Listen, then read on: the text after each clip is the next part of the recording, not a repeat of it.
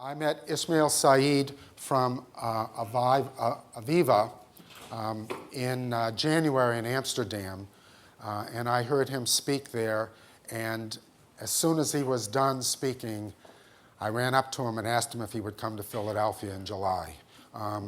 This is an incredibly dynamic speaker. The audience had to ask him to slow down in Amsterdam, and feel free to do the same here. He's very passionate, excited, technically savvy, and it's a great story about implementing these solutions in a global deployment. I think we all will learn a lot. Please come up and figure out which button you need to push. The interesting thing is, in January when I met him, I had never heard of Aviva. Have any of you heard of Aviva? It's a large UK insurance company. But in June, I was in Infocom in Orlando, and on my hotel, I was watching CNN or something, there was an ad for Aviva Insurance on CNN, and I've since seen the ads in Boston. So I don't know whether they're coming to America or whether they've always been here and they've just changed the name to protect the innocent. So please welcome from the UK, Ismayeel Saeed from Aviva, the insurance company. Thank you for a wonderful introduction. So two big thank yous to Andrew. Firstly, for having me here, especially after seeing me speak at that speed in Amsterdam. I didn't think you'd want me here.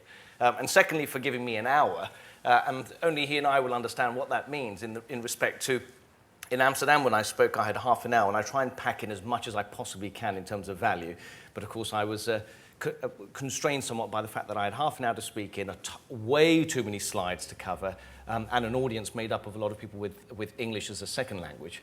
So that was kind of a difficult experience. So I've got an hour to get through. Interestingly enough, since Amsterdam and here, I've had an opportunity to speak at a luncheon. It was my first luncheon ever, and it was peculiar because I'd never spoken to an audience who can't wait for you to finish so they can get on with their first course of the meal. So I'd spoken, but they'd only given me 15 minutes. So here's a guy who can barely fit his slides in an hour, who's now got to fit it into 15 minutes. So I spoke at a horrendous speed. It was about 6 gigabits a second. And a lady walked up to me at the end of it, and she said, "Oh, thank you. It was really, really good. Thoroughly enjoyed that." I said, "Really, madam? Was that of significant value to you and your organization?" And she looked at me straight in my eyes. She said, "Not particularly, no." However, the sheer speed you spoke at really built up an appetite for the meal. So hopefully, if anything, it'll get your stomachs rumbling a little bit. So yeah, please do ask questions whenever you like, if you want to interrupt or if you want to wait until the end. Interestingly, in Amsterdam, there was somebody who felt so passionate about asking questions. He asked so many questions so frequently, it justified him having his own dedicated microphone at his desk, so we left one for him to pick and use. So my name is Ismayeel. I'm Chief Technical Architect for Aviva. You may, as Andrew says quite rightly, you may not have heard the name, but maybe creeping up a little bit as time goes on. Aviva, the name hasn't existed for more than 3 years, yet the company's been around for about 340 years. So we're effectively the world's fifth largest insurance company. It's been around for donkey's years. It's made up of lots of acquisitions. So you'll find that Aviva owns organizations that have their own brand and their own name in their space. And Aviva was the unification name that was created about 3 years ago. So none of the individual companies were ever called Aviva more than 3 years ago. So we've got presence in the UK, with headquartered in Des Moines, in Iowa, and in Toronto. So when I first joined Aviva, it was a federated business, so autonomously run. People were making their own IT decisions locally with local budgets. There wasn't really a group-wide steer as to how the enterprise was going to make its technology decisions. A new CIO had joined the organization and wanted to unify it in certain respects and yet leave autonomy in other areas. So he defined a clear strategy of where he wanted to steer technology leadership. And that's when I was brought in, and of course I didn't know very much about Aviva either at that stage, except that I had a life insurance policy with them. So So I wanted to ask a few questions about Aviva and try and get an understanding of how big the company was and what its aims and aspirations were and what my clear remit was going to be over the next 3 years. So the first question I asked was how many, dear CIO, who I was reporting to, how many people work at Aviva? It's the first thing I need to know. How many customers am I going to be building services for? The immediate answer that came from him was, Ismayeel, I think it's around 30%. Hang on a minute. So no, not how many people actually do any work, how many people work at Aviva. So it turned out the answer was around 65,000 people. So I thought, right, 65,000 people, what are the clear aspirations we've got? And they said, well, these are the things we want you to build. So all around the idea of unifying the organization and getting the maximum benefit out of the individual staff, irrespective of where they are, what language they speak, or what key area of speciality they have, or what aspirations they have to learn new skills. Let's try and work out who wants to learn what, and who's a great teacher in other areas, and use collaboration to maximize that. So 3 things we had to build. A global intranet, we didn't have one. We had a whole series of intranets. Everybody had their own local one, designed on their own application, built with their own vendors. We then wanted to get some sort of video conferencing presence, instant messaging capability, and then we wanted to have some form of large-scale TV capability so we can get one-to-many. So I don't want to confuse the two. The Office Communicator kind of video conferencing capability and TV, they're two very distinct services. So those are the 3 we had to build, and this is the story that I'm going to take you through very, very quickly, and then hopefully tie it up near the end, leaving you open for questions on kind of lessons learned, I presume, or what we would have done differently. One of the things I want to kind of introduce here right now, whether you're thinking about doing this for your own organization or whether you're an integration services company that wants to kind of push these the business benefits onto your customers, one thing that we would never have been able to do, the stuff that we've done without, is a demo capability. So I can write document after document after document on ROI and case studies and white papers and strategy on a page. Nobody reads them.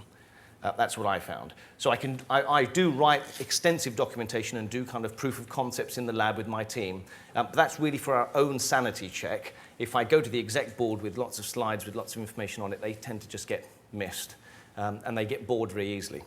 What I tend to do is kind of build the business case, look at different technologies, look at different business value, and then kind of bring it all together into a demo capability. That really works. So I get executive teams, CIOs, our chief financial officers, so all kind of exec board level people will be sitting there.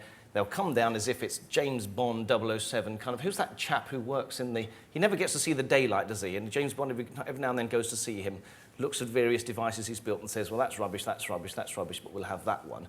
And that kind of model works in the enterprise. You build a whole bunch of stuff, let the guys who've got the money have a look, and then they'll pick and choose the ones that are best and most appropriate for them. So I think a lot of the stuff that we're here to see and talk about in the industry that we're in are all around the kind of technologies that need to be seen to be understood and not read or described in documents. A lot of the exec level teams find it interesting and exciting, although their job title might suggest they're not going to be interested. We're a financial organization at the end of the day, and even then it's insurance. You don't really get more boring than that.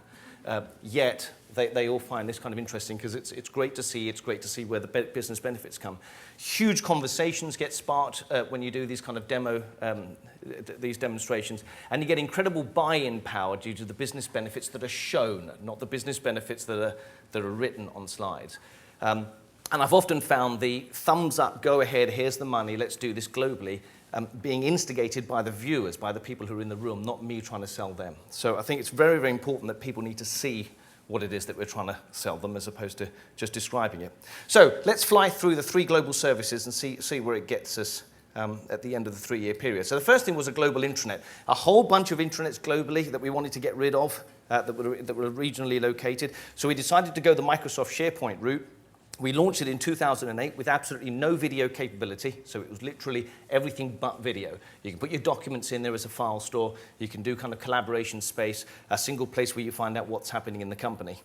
It was serving 50,000 people in the first year. It's the fastest Microsoft SharePoint deployment at an enterprise in Microsoft's history. We did it from the date we signed the contract with Microsoft to the day we got 50,000 people onto the site was 110 days from start to finish.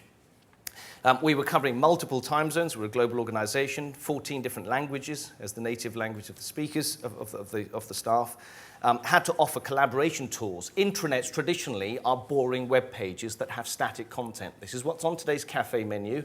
This is what's happening in the company. Parking may be a problem because there's construction in the car park. Okay, so that's some information that's relevant to us, but more like a publishing site. We wanted collaboration tools, so forums, wikis, blogs, the ability for people to have the freedom to write what they want without censorship.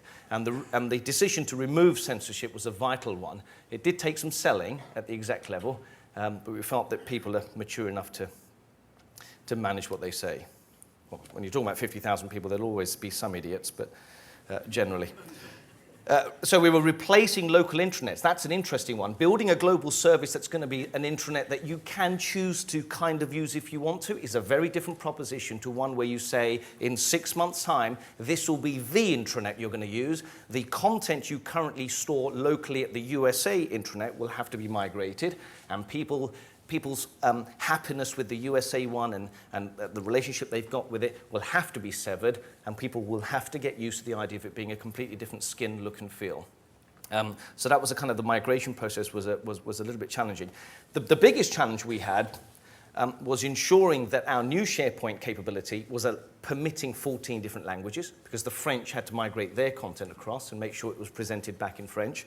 But also, a lot of the local intranets had video files, WMVs, QuickTime movies, all that kind of fun stuff stored as files. We were not offering video capability in the global service from day one. So there was a bit of a challenge from people saying, I already have videos kind of stored. You're not letting us have them. What's going to happen in the meantime? So that gave us a big push to hurry up and get some form of video capability into what normally doesn't have video, which is SharePoint. It became our central file store, so I don't know how many of you come across customers constantly where they've got these R drives and S drives and T drives, and people in Czech Republic can access their local file servers, the guys in Hungary can access their file servers, but people can't access each other's, because these are effectively monolithic machines, probably running Windows with some shared folders that are available on the LAN to people in that local region. To me, that is archaic. I can't believe we're still doing that today. So I believe that going forward, file servers will be a thing of the past over the next 5, 6, 7 years, certainly at the enterprise level. It makes absolutely no sense. I think at any stack level, SMB file transfer protocol level, at the network level, in the way in which the protocol, the communication happens between client and server end, proximity, firewalls, and all that kind of non-fun stuff. So it's now our central file store. We have something like 6.5 terabytes worth of storage. And we moved from SharePoint 2007 to SharePoint 2010 in April just gone. Now, what's really interesting about this is we don't own a single SharePoint server. So this entire service that we built out was done effectively in the cloud, if you're going to use that. So it was effectively a hosted service from Microsoft. So we had to build the whole network capability to support this and all the desktop upgrades to connect into it, and then customize the hosted service to be Aviva-fied.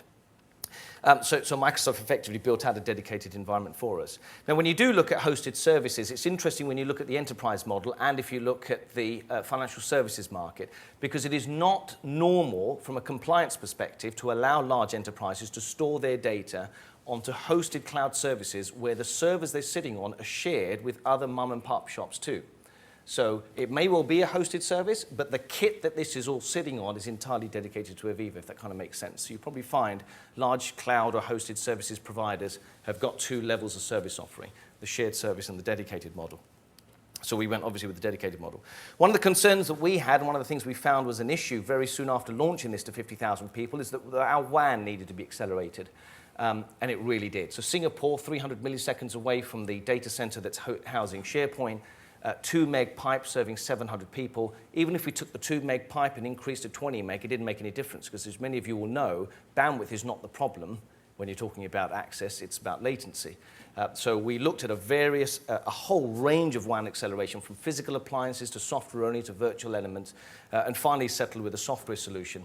And we did some incredible, the results were absolutely incredible. We were reducing the amount of time it was taking by 98%, and we reduced the amount of traffic that was being consumed by 97%. So when you do the kind of numbers, a 2 meg pipe ends up being a 45 meg pipe when you fill it up. So that was incredible. We were taking 210 seconds to pull down a PDF in Singapore. It then turned to 3 seconds for those users. So WAN acceleration, I'm not going to go into details to, I mean, it's a fairly generic topic, but when you start to look at the capability, the opportunities it presents a business, they're significant. And you'll see how this plays on the other stuff that I'm going to go on to talk about, which is probably more aligned to the industry that we're in that while we deployed WAN acceleration to improve the performance of SharePoint and get people to fetch, download, modify, upload dynamically documents at super speed as if it's a LAN-based service, not only did we get the adoption across the enterprise flying through the roof without people pushing back and saying it takes too long, it's difficult to authenticate and get access to the files, because it was almost as fast, if not faster, than their LAN. But also, it cleaned up the content on the WAN so that we could do the fun stuff, like OCS video conferencing and HD video delivery. So whether you're doing an intranet or not, the WAN acceleration and WAN optimization is almost a precursor. Send in the lorries to do the WAN acceleration first, pave the way to clean up all the space to be able to put the bandwidth-heavy traffic on top, without affecting mission-critical services using quads to ensure that the financial data continues to fly. And then file server dependency is being phased out as well, because we don't believe at this stage that we need to. In fact, at this stage, as where Aviva is today, we've got our Word documents and Excel spreadsheets in SharePoint, I don't know whether you know this, where our staff are able to open those documents, whether they've got Microsoft Office installed on their PC or not, doesn't matter, because SharePoint 2010 offers you Microsoft Office web apps, so the Office suite inside the browser. So they can be at a machine that's just got a dumb browser. They can be editing a Word document while 7 other people are editing the same Word document at the same time. While someone else is changing a paragraph, I'll see their presence indicator on the paragraph they're modifying. I might read it and say, dude, what on earth are you writing there? And I can start an IM conversation with them or edit the document at the same time while putting IM sessions next to it. So, I mean, we're talking complete global multi-author simultaneous LAN performance speed document management with version tracking permission control that you'll get at the file server level. I don't see why we need file servers. So that was the global intranet, and that's in place today. The second thing we then had to move on to was some form of collaboration, some form of capability that took collaboration to a kind of a rich media level. The collaboration we were doing before were wikis, blogs, people writing stuff, all text and JPEG based. So we took the Microsoft Office Communicator 2007 service from Microsoft again as a hosted service. It was launched in 2010, 50,000 people again from the get-go. It had to be accessible from the internet as well as internally on Aviva Office locations. So you could be at a cyber cafe in Kazakhstan. You still need to be able to get to SharePoint. You still need to be able to have Office Communicator. Without, and I need to stress this, without VPNs.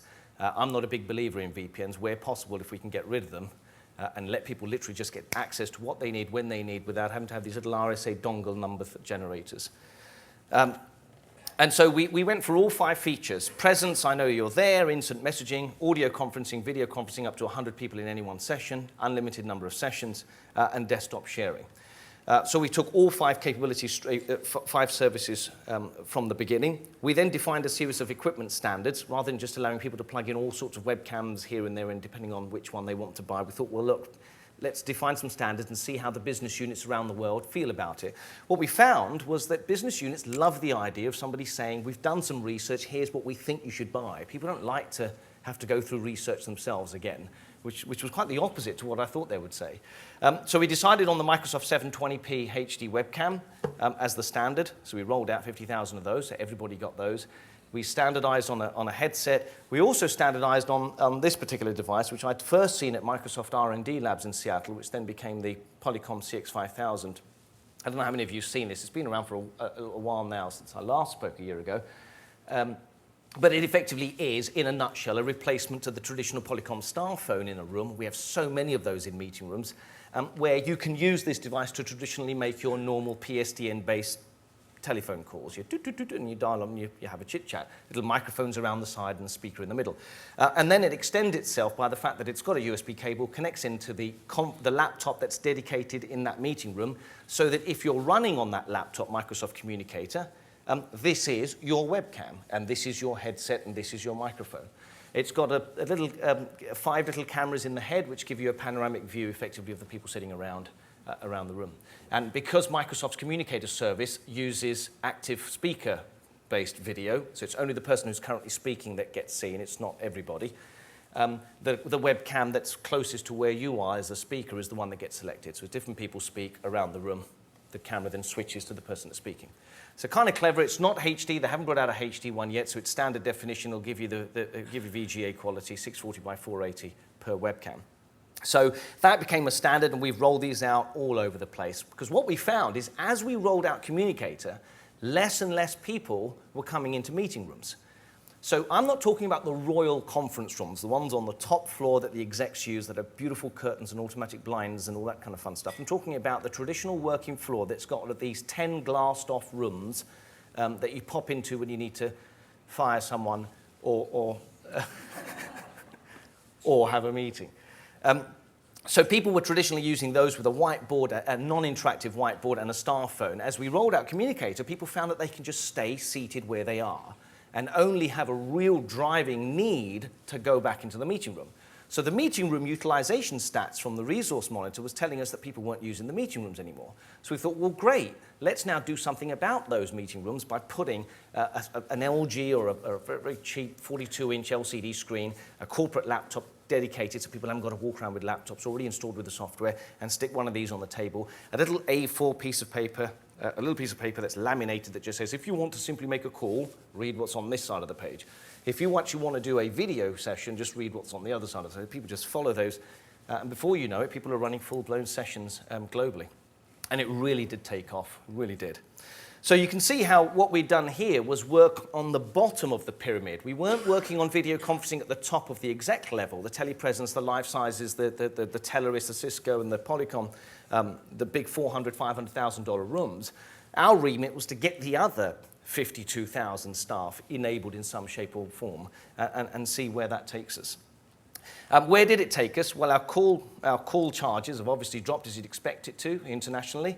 Home working has been enormous, and that's a big drive for Aviva at the moment. We have, unlike Canada, and the States, I suspect, you guys really know how to sort your infrastructure out when snow falls.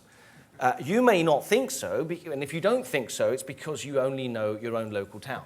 If you want to come to the UK this Christmas, it'll give you a totally different perspective of infrastructure. Our Prime Minister has to come onto the TV shows and say, we've run out of snow. We've run out of salt. We've ordered 2 tankers from Brazil. I don't know whether you ever saw Gordon Brown say that last year.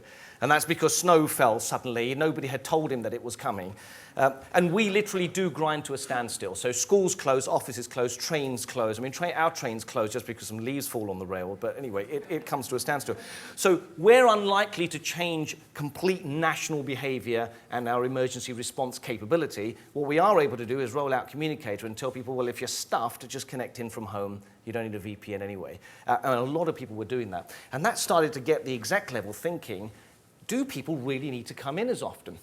So having overcome the snow disruption by having virtually no disruption by people working from home, sorry, not to labor on this too much, but just think about it a second.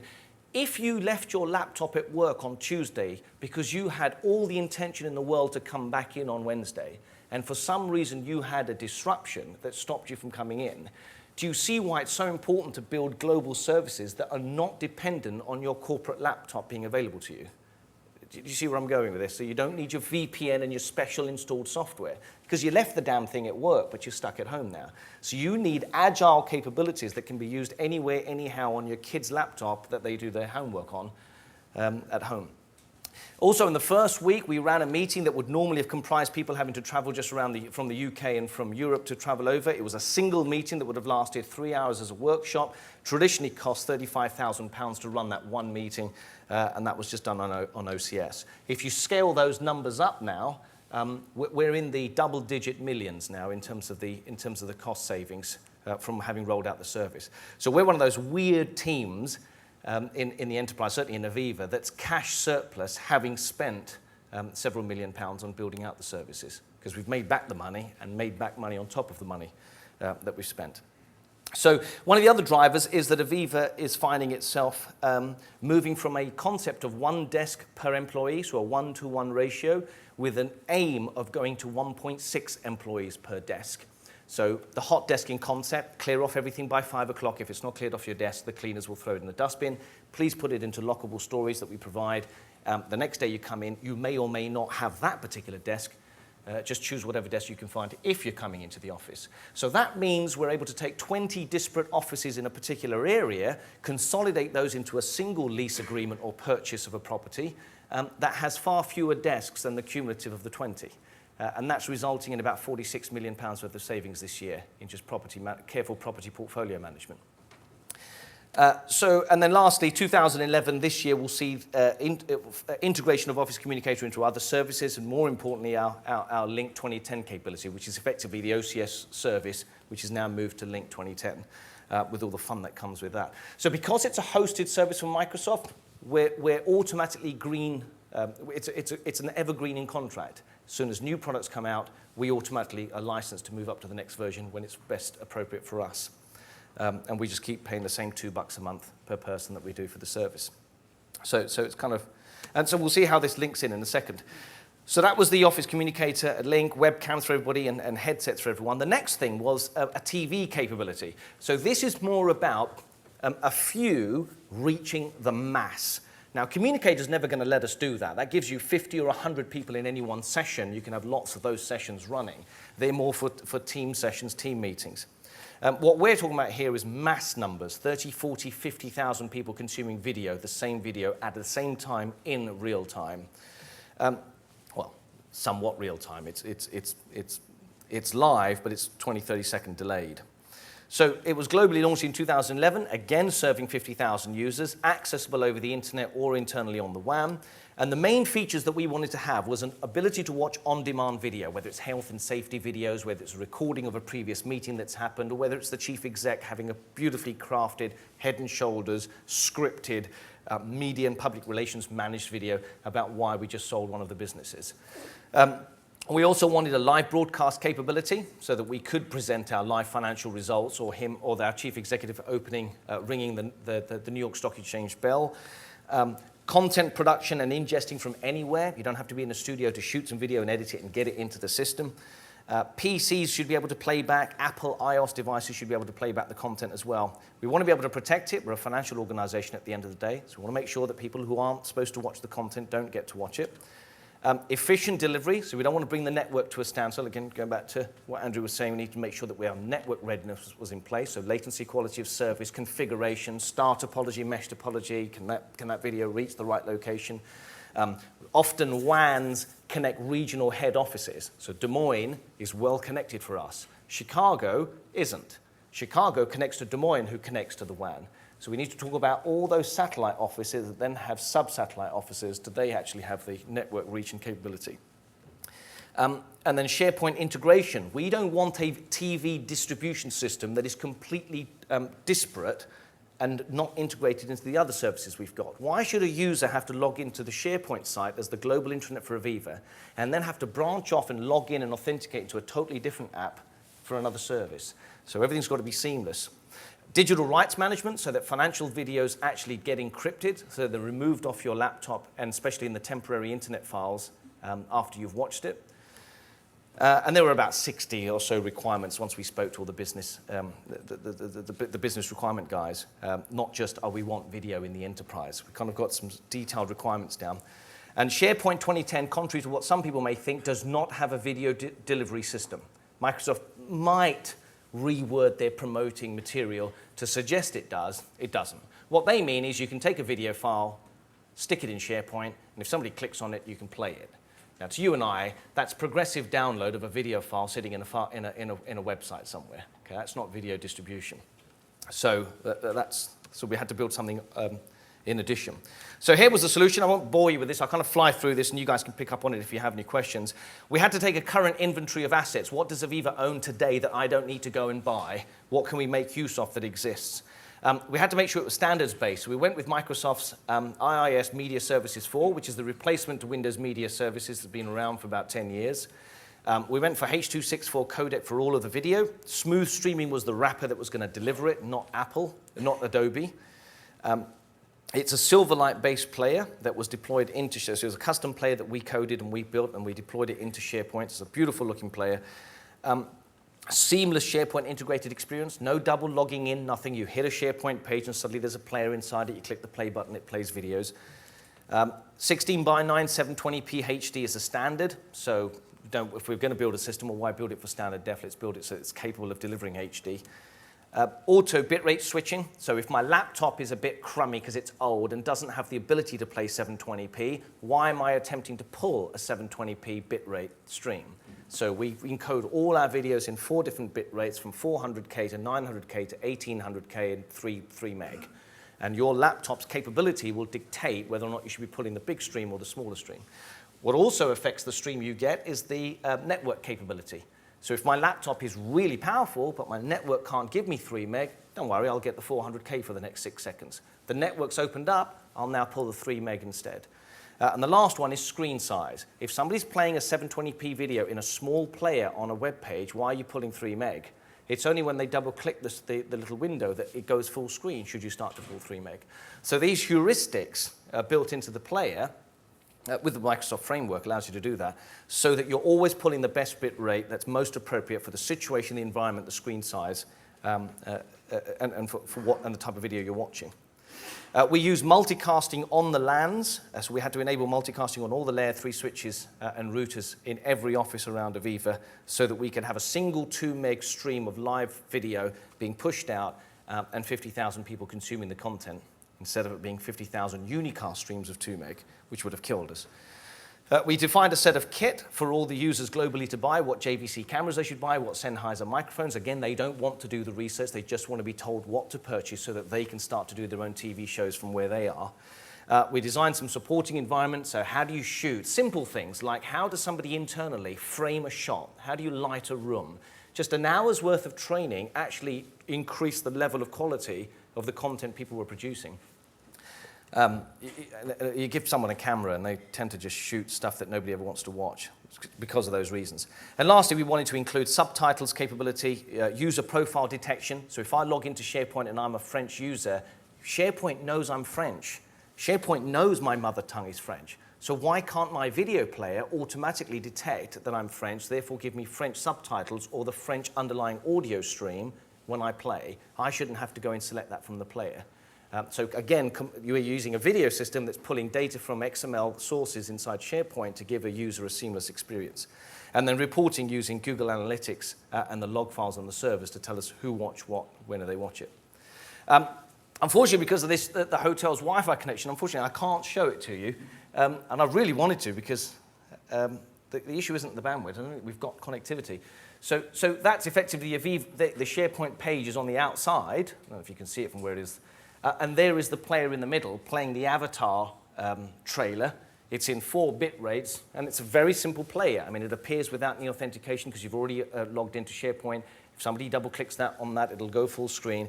And the beautiful thing about it is it really is seamless. It's instant start, irrespective of where you are. It'll start with a low bit rate and then build up. And as you jump, I don't know how many of you have watched videos online where you jump with the slider bar and then it kind of buffers a little bit and then you're where you should be. And then you move the slider bar again and it buffers a little bit. This is almost instant, even though you've never watched the video before, so nothing is cached locally. So you're watching it 3 meg, you move the slider bar, it'll drop the bit rate down to 400K just to get you the video really quickly playing on your screen. And that's obviously for on-demand content. So that's gone down really, really well. So the question then was, well, there we go. The next question was, okay, you built these 3 services. Can they all be integrated together somehow? They seem like disparate services. So we wanted to look at whether or not there was an opportunity to be had. So going back to the theme of traveling and people not wanting to travel, we thought, well, can we run complete global conferences? So the chief exec happens to be the keynote speaker of the event. And then there are 11 additional speakers throughout the day, but those 11 speakers are located at the regional head offices. It's probably going to be about 1,000 viewers. Many of them are physically sitting in the rooms around the world. So the chief exec's maybe got 300 people in London, the Singapore exec has got another 300 people in front of him, but actually the accumulation of all those 300s are the viewers of the entire conference, without having to bring in external services. So we conjured up an idea where we thought, actually, we could use our TV service to deliver the actual keynote speeches.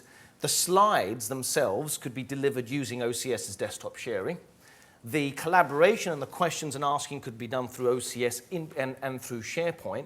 And kind of using all those three services, you could be running this over our WAN as well as over the internet fairly seamlessly.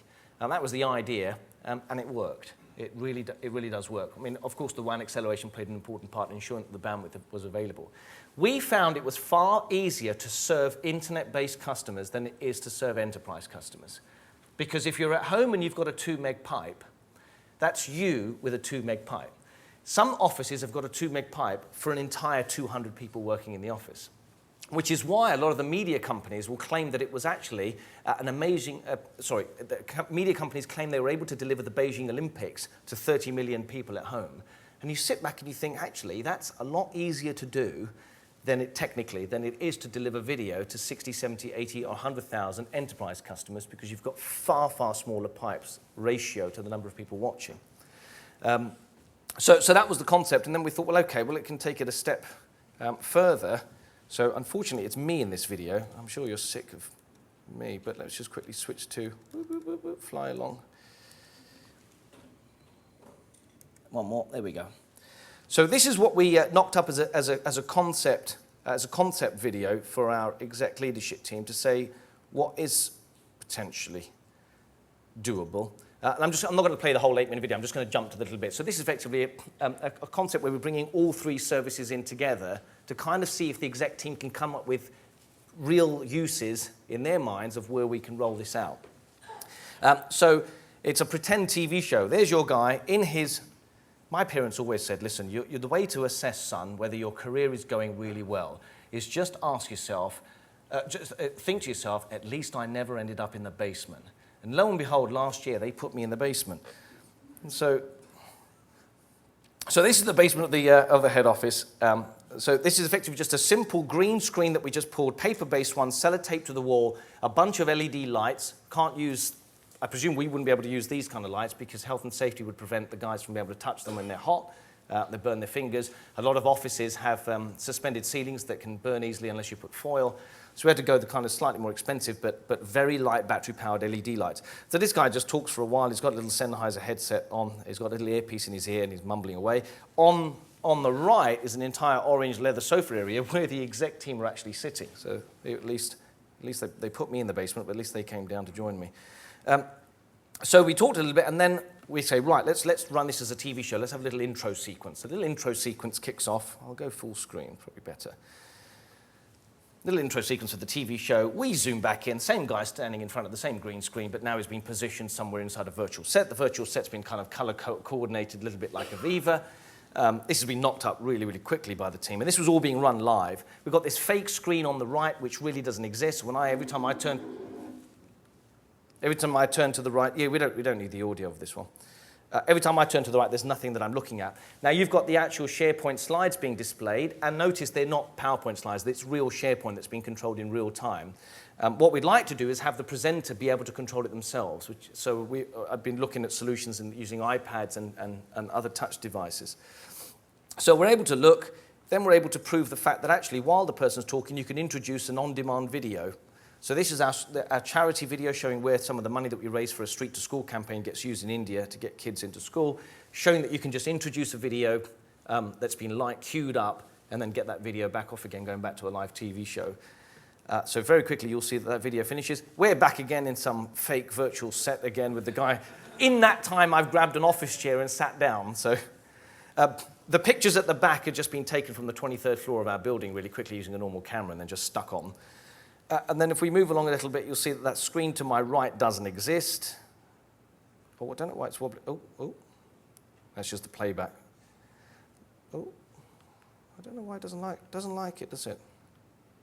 Oh, it's a shame. It was working fine a minute ago. I think the codec might be not right on this machine. Yeah.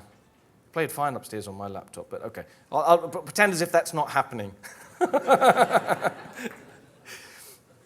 So I think you figured out what just happened then, not the flickering. There's a fake screen next to me. There's a guy from the USA joining me on 720p OCS feed using that little webcam that I showed you earlier. So he's OCSing in. We've then taken the wrapper off that, uncodeced it, pushed it into the live broadcast as my interviewee. Now, when you watch TV news shows, I don't know if you noticed whenever they say, we've got a correspondent in Libya, are you there? And then you wait for it to go all the way across, and then he comes back and says, hi, Joanne, yes, I am here, and Gaddafi is still here too, right? And there's that kind of time delay. We've got no time delay whatsoever because we're using OCS to do the almost real-time communication, and then that composited final conversation is then being pushed out with a 30-second delay. So the viewer doesn't get the delay, if that kind of makes sense. So that kind of conversation continues. He and I are chatting away in real time. This is now being pushed out to 30,000 people, let's say, who are watching the TV show. And then there we go. We can just move along a little bit to the more important bit. So we have a conversation. We then bring in somebody from Italy office, and the Italy guy's sitting there with his headset, and he's watching away. And then if we move along a little bit more, it gets interesting because you've got two of them having a conversation at the same time with me.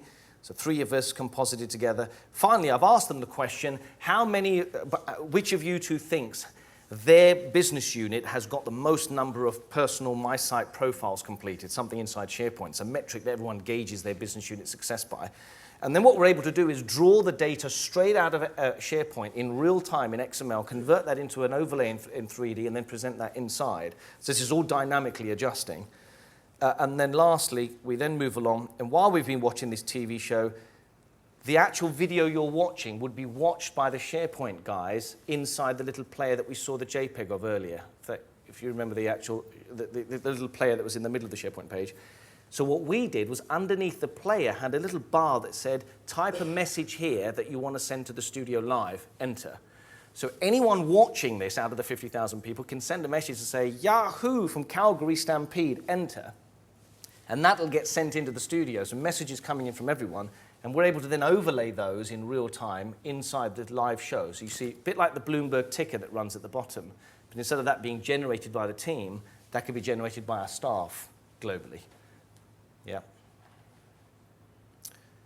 So effectively, proving SharePoint compiling XML data from various business sources, how many insurance policies have we sold, how many call center calls are coming in. You can have that data flowing in, real questions with real exec leadership teams around the world because you don't want to fly them over, and then you're compositing it all together, OCS, TV, XML data, graphs, charts, and then being pushed out again in real time live to the consumers who are watching or recorded. What does the OCS stand for? Office Communication Services. Office Communication Services. We wrote it ourselves. We had to. There wasn't one. So your video mixing was all... So the video mixer was a mixer that was just waiting for a video feed coming in. So as far as the video mixer is concerned, that OCS is a feed coming in. But to get that feed in, we had to take the video feed coming from Communicator and strip off all the nastiness that's on there and then push it out as a straightforward HDSDI signal going in. So we're hoping for a more robust solution coming out from the industry as maybe a physical appliance that does it. But the industry's suffering from the fact that Microsoft, bless them, just do things their own damn way, right? Standards isn't something that Microsoft kind of likes that much. So we were hoping that in Link they would have standardized a bit, but they still haven't. So yeah, there's a few things we've had to develop. Even the Windows Media Services platform, Microsoft were lovely. I mean, I have a conference call with them, with the Seattle team, the product team, twice a week. And their roadmap for development of the media services platform was slightly more geared towards the media industry and not the enterprise model. We would have had to take a back seat for about 3 quarters at least, 3/4 of a year or maybe a whole year. So we suggested to them if they gave us the SDKs and the frameworks, could we then build out what we wanted, and which is what they finally agreed to after NDA after NDA, which is a bit pointless signing an NDA for something that's going to be watched by 50,000 people and people can ask, how did you do it? So we've had to tweak quite a bit ourselves to get going, but that's what you have to do, I guess, in the beginning. Not in 110 days, no. 110 days was just SharePoint out, customized 14 languages out to the many. And same with OCS. OCS wasn't that far off. It was around 100, 150 days to get everybody to have OCS. The business unit challenges were getting them to actually do the simple things. Deploy the Communicator software on 6,000 laptops, 8,000 laptops, 9,000, because they've got their own change management processes, they've got their own change freezes, they've got their regression testing to do. There's no way that a team like mine can check the validity of an app on every type of corporate build that a company of this size could have. So I have to leave it to the local teams to do, and you can't push them to do things in the times that we want them to do. So It's like an elastic band, actually. It changes depending on how much pressure is on. So the largest the team got to was, at any point, was 16 of us. And then it tends to kind of hover around the same 5 all the time. So we tend to go 5 guys during innovation. So they say, come up with 10 crazy ideas that can transform the business. It's 5 of us who then storyboard it and come up with prototypes. The exec team come down, have a look, and when they go, we love that, we then rapidly scale up the team to build out the service. As soon as that service is built out, signed off, and it goes into run state, a whole bunch of different people who actually run it once I've built it, we then scale back down to the 5 and sit there scratching our heads as to what the next one should be. So what we found, what I've been eager to do, is to speak to other companies our size to say what kind of crazy stuff have they been doing. And this is not us being immodest, it's actually something I look forward to changing, is we found that a lot of the others, so I work with 40 of the FTSE 100 companies in terms of my counterparts, and we meet quite often. We met in Seattle recently, and they are kind of playing somewhat follow-up, a catch-up. So no one's deployed SharePoint as fast as us, no one's done OCS as fast, so maybe we ought to take a year and just chill, and then hopefully kind of look at what other people are doing. But there's a lot of other companies that would like to do this, but they've often waited for someone else to have done it first and seen the mistakes we've made. And there are some things that we've kind of got wrong, but that's not necessarily down to just us. Things like, for example, integration into telepresence for us with OCS doesn't work. And the reason it doesn't work for us specifically at this stage is because we, fortunately or unfortunately, if we're careful with my words because this is going to be webcasted, when our telepresence solution is with a company called Teleris, which I don't know if you've heard. It's not extremely well known as a company, but their codec their codec and their whole protocols and the way in which they communicate is not standards based. So whilst the RAD visions, for example, could very easily help us integrate into the Polycoms and the Cisco telepresence and get OCS kind of working around, it's not so easy with the Teleris. And unfortunately, telepresence is one of those things where once you've bought 8 or 10 rooms of a particular type, then when you want to grow that up, you end up, for some reason, the execs always want to go with the same company they've got 10 rooms with already and buy another 10 rooms. And that's where we've got to today. So that's one of the challenges I think they're going to land on our head, is make it work. I don't think that's going to be that easy. So that was effectively just an example of integrating the services. So to really kind of finish off, what that left us with was what is next? What does the future hold? What is the next capability? So our remit recently has changed after building all of this out. Whilst my remit was work on everybody but the top 3,500, it is now the opposite. Thanks for building out all the services for the real workers. Can you now, over the next 6 months, come up with opportunities and capabilities for the top 3,500? They work very differently. Their whole work, life, and culture and style is very different.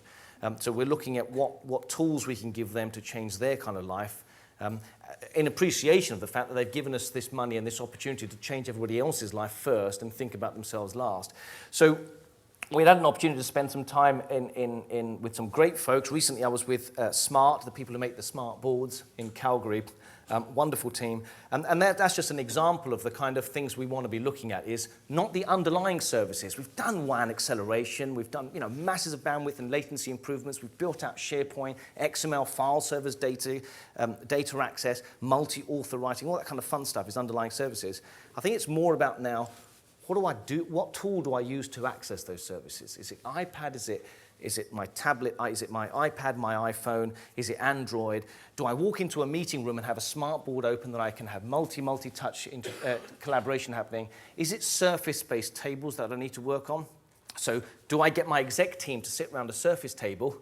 I don't know if you know Microsoft Surface or any other Surface capability where multiple people can sit around a coffee table and interact with data, and look at, when the weather storm's coming, how that affects our bottom line. So what's our risk exposure in certain parts of North America if there's a weather storm coming in terms of the number of insurance policies we have, and be able to drill down with Google Maps and contour data from the Geographic Mapping Society. So is that kind of a capability they might need, or is it building out video walls? Now, war rooms are becoming a big theme in enterprise environments, which are huge walls made up of massive 60-inch screens butted together with very thin bezels that allow multi-touch, so 10, 15 people all walking up and touching it, where you can throw anything, anywhere from a console. So I need Fox News thrown into that quadrant up in the corner to see what the hell is happening. Let's get our financial stats over here.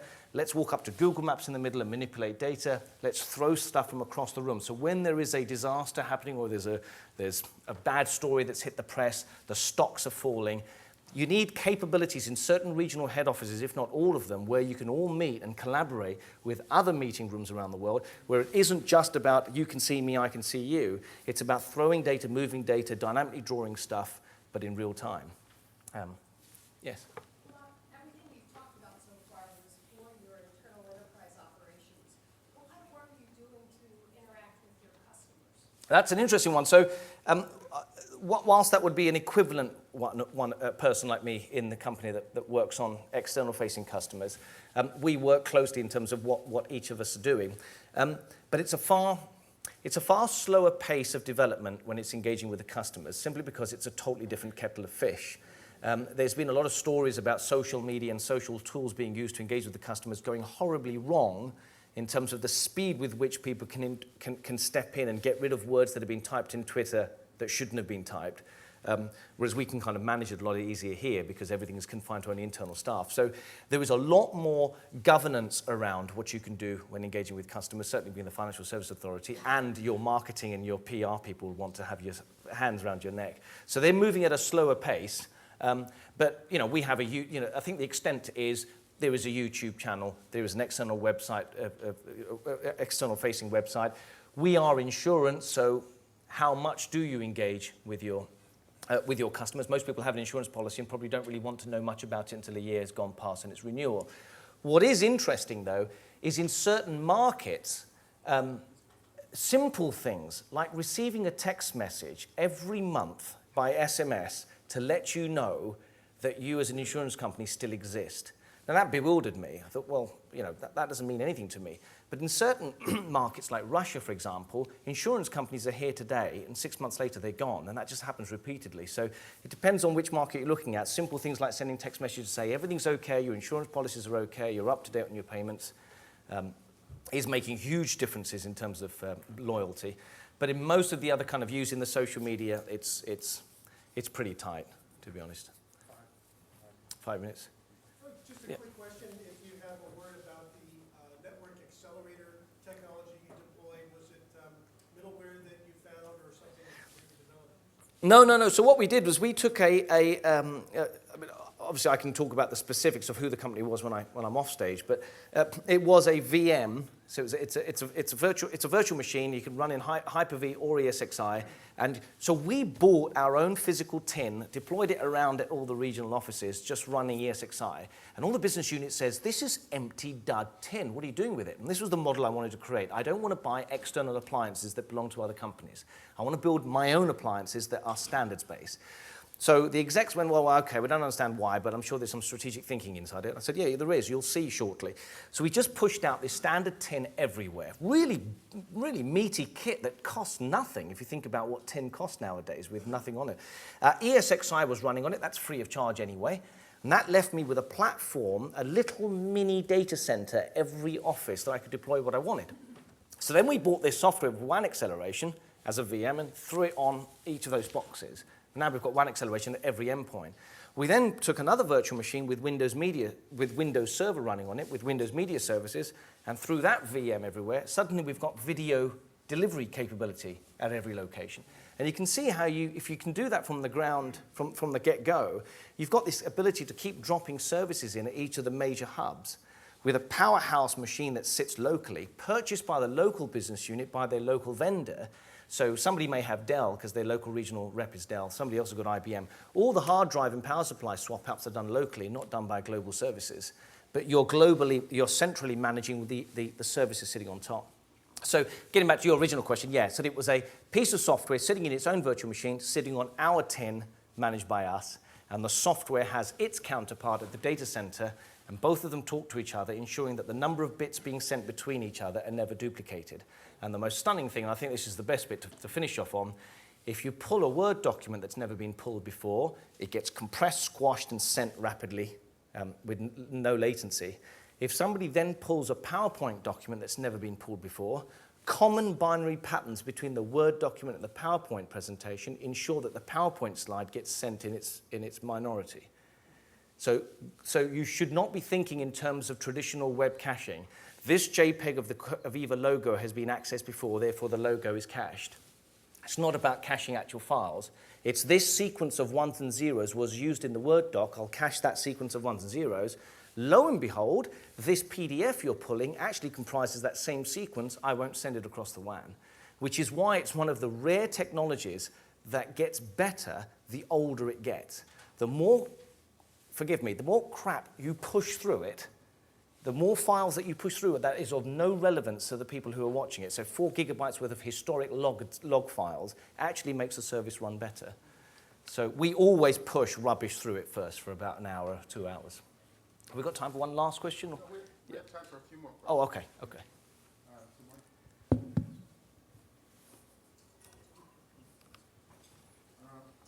you raise your hand again? Oh, there we go. Hold on.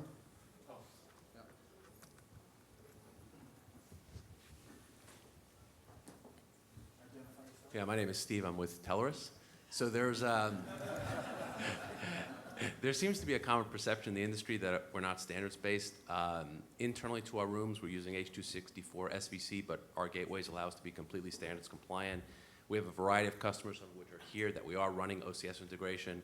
And we've been talking with James Skinner and Tony about a project, which obviously we'll get together later. I hope that's recently, have you? Within the last couple of weeks, yeah. Good.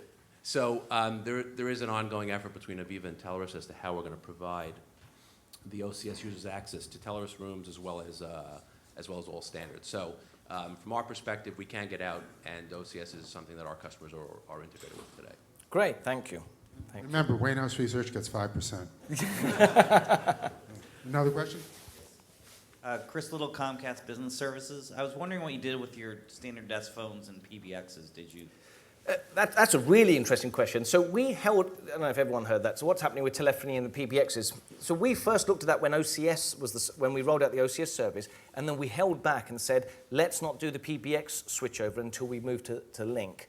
So that's a current piece of activity that we're doing, and the aim is to, certainly in our particular building, which houses 1,000 people, because we can't dictate it to every other business unit, our intention is to get rid of the Cisco IP phone that sits on my desk, because I really don't use landline phones, and I suspect most of the people in our building don't use them, because we just use our mobile phones. So we rent our Cisco IP phone, and we rent the port in the PBX that Cisco IP phone is connected into. So we're going to remove the phone, remove the PBX port, and switch over to link-based, SIP trunk-based calls. And the other one that we were doing is because we've moved completely to Exchange, also hosted as a service. We want to move our voicemails into our email. So our voicemails are email-based. Back in the room? My name is Brent Kelly from Wainhouse Research. I have a question. You indicated you're using a Microsoft dedicated solution. Did that allow you, one of the issues with Microsoft solutions is the location of the data, and particularly being in Europe, did you have any issues with where those data centers, where your physical data was located, or because you were using a dedicated solution, did that overcome some of the issues that certain kinds of organizations have with where data is physically located? Yeah, that's a really good question. So it was in two respects we had issues. One was the obvious one, which is connectivity. So one was of connectivity, one is of compliance. So certain markets, like Poland, for example, cannot allow certain corporate data to sit outside of the country. Right. So we have to be careful as to what data they put, because although it's really for the Poland country, the data is being stored in a way that Poland can access it, it's being stored physically outside of the geographic borders. So that was one challenge from a compliance and a legal perspective, but those are few and far between. The bigger one, I guess, was the one of connectivity.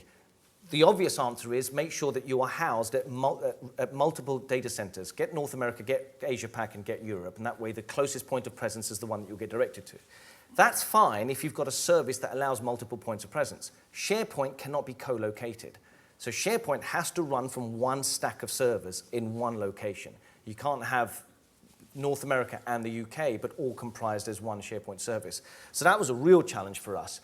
So what we did was, and it was the WAN acceleration that fixed it for us.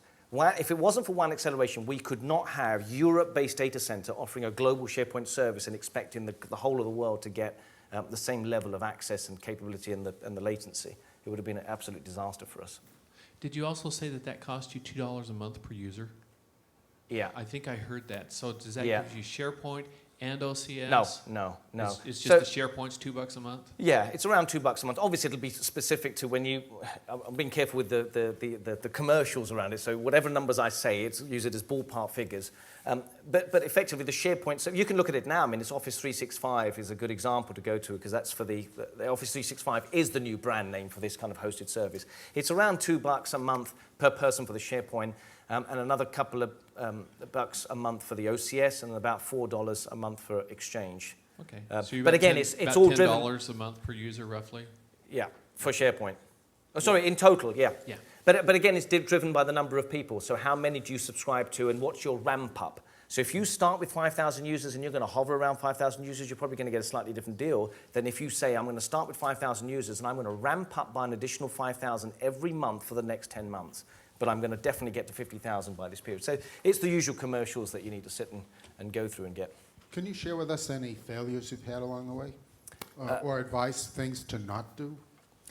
Yeah, so a few failures that we had was, so with the global intranet, we had some major challenges with the language variations. So being able to have content that automatically adjusts itself based upon the background, the language that is your primary language. That took us a long time to get right, working closely with Microsoft as to why that doesn't work. The big, not so much a failure, but the big challenges were coordinating and motivating the business units around the world to do the things that we want them to do in the time that we want them to do it. See, we're excited and passionate, and where our remit is very clear. You're only to build global services, and here is the money and the time and the resources to do it. When we then create some list of things that the business units need to do and then turn to them and say, hey, France IT team, I need you to switch on multicast on every layer 3 switch. I need you to put this box in place, buy this, set it up, and connect it, and give me lights out card connectivity. And they take 3, 4, 5 months to do so. It becomes a real pain for us. But putting myself in their shoes, they don't have the resources and the prioritization that I do. They've got day-to-day issues to deal with, and the last thing they need is this nutcracker coming along and asking for a bunch of stuff to get done. So to overcome that, what I've learned as something that and it's probably the mistake I've made, is when I go for my budgeting and my official approval from the exec teams in 2008 for a 2009 delivery, I should be budgeting and resourcing for everybody else in 2008 for 2009. Not just my own team. Because I can build it out and they'll say no. In 2010, they'll have the money to do the things I need. And that really does delay deployments. Okay. Hey, how about a hand for Ismayeel? Thank you. Thank you very much.